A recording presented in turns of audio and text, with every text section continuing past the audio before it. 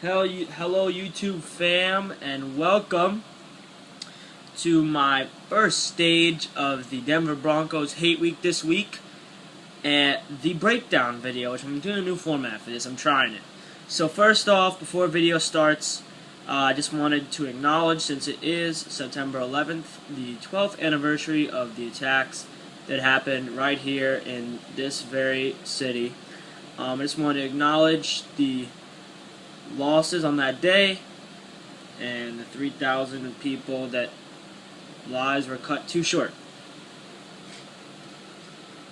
Anyway, yeah, moving on.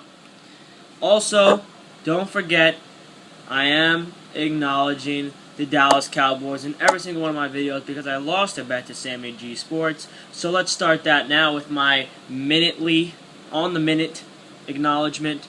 The Cowboys are superior to the New York Giants.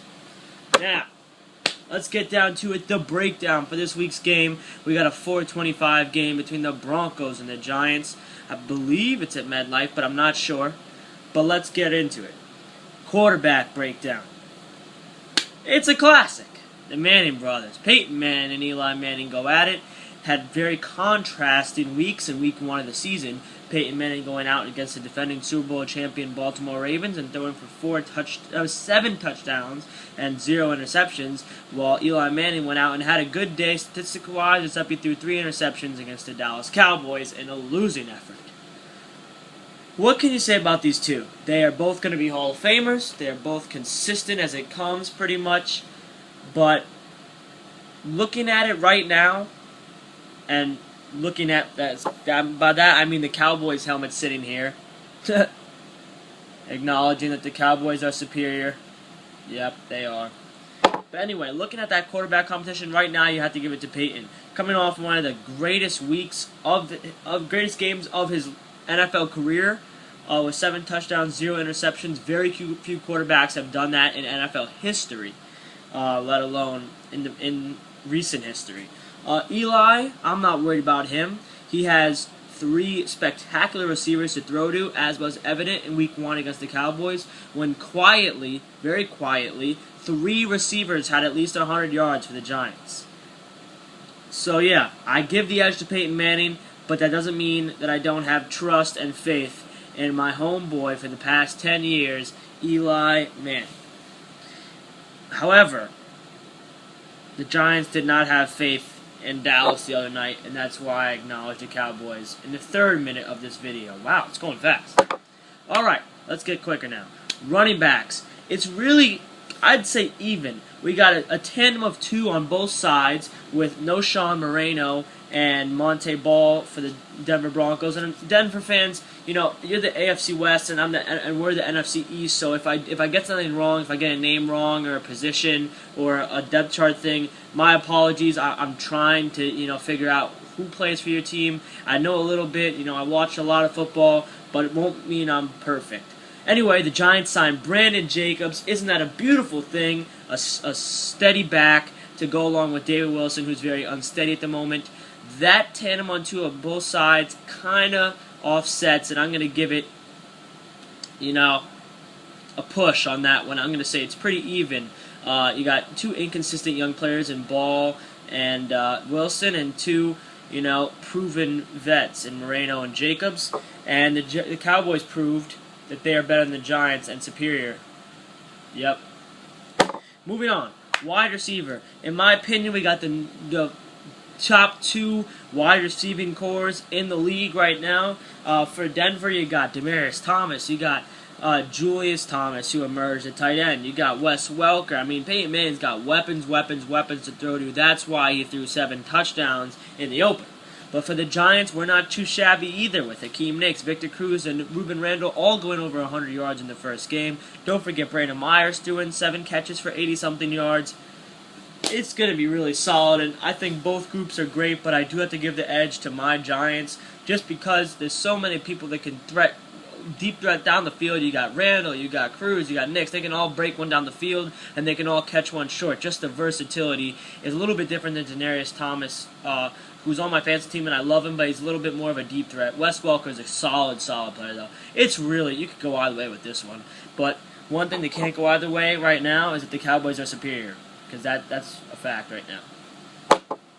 Moving on. In the trenches, I give the edge right now to the Broncos. And the only reason why I do that is because the Giants just are not getting the defensive line production that we should be getting with the guys that we have on our defensive line. And don't get me wrong, if the Giants' defensive line plays like they did last week, iffy in the run game and not get much pressure at all on Peyton Manning and don't touch him in the first half until like the last 3 minutes, we will lose this game.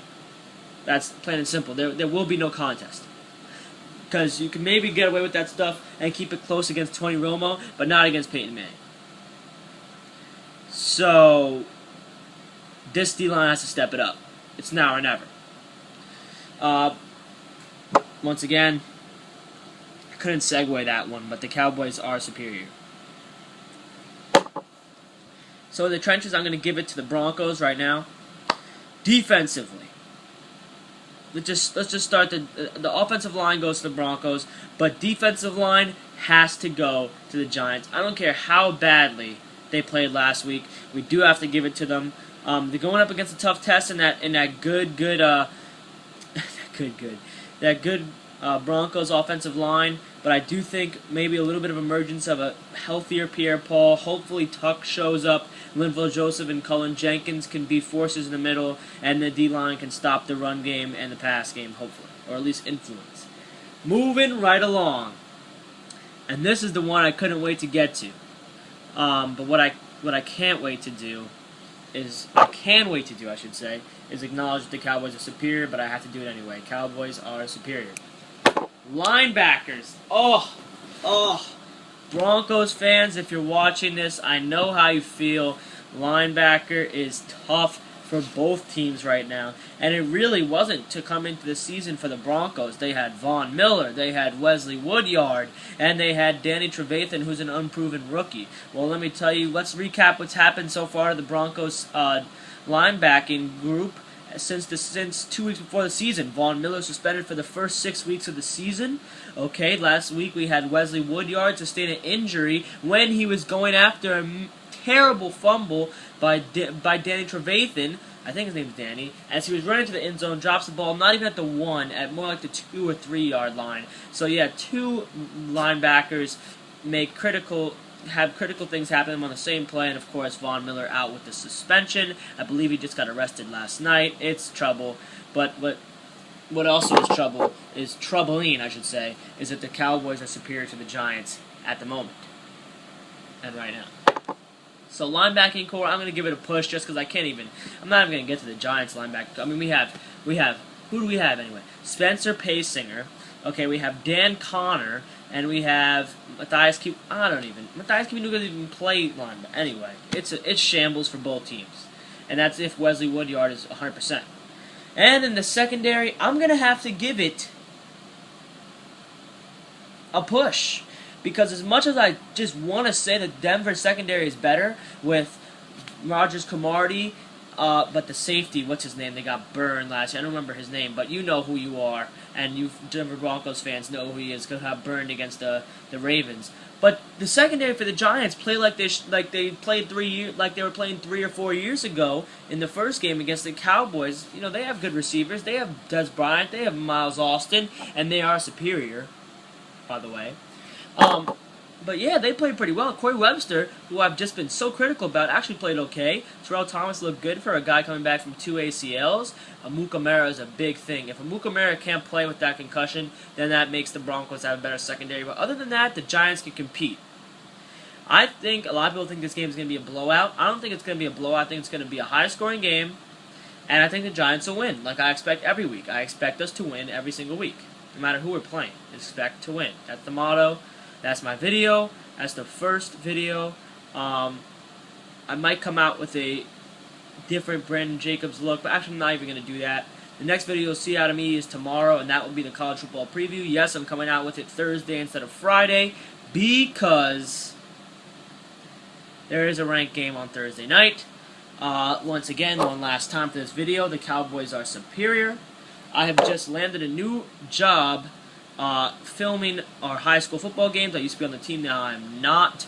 I have switched to baseball, but got a job, paying job, filming the high school football games for one of the players' fathers who lives back in California. So I will be doing that Sunday morning, but before that, on Sunday, I will have an NFL picks video out for you on Sunday morning or Saturday night. Saturday will be a Giants versus Broncos preview, not a hate week.